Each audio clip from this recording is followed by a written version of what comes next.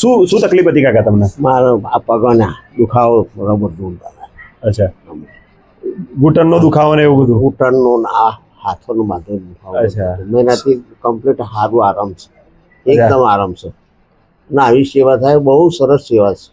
બહુ સરસ સેવા છે. હા, ખરેખર. અને મફત સેવા અચ્છા એટલે સારામાં સારું કહેવાય ને. અચ્છા, એટલે ઘણી જગ્યાએ તો પૈસા લઈને પણ સેવા નથી કરતા ને અહીંયા તો મફતમાં બહુ સારું હા, કરે છે. પૈસા લઈને સેવા આમ તો હોય પણ હોત ના થવાય. અને આ તો સારવાર સારી મળે તો દુખાવો બુખાવો કમ્પ્લીટ સેવા સારી જબર પાછી.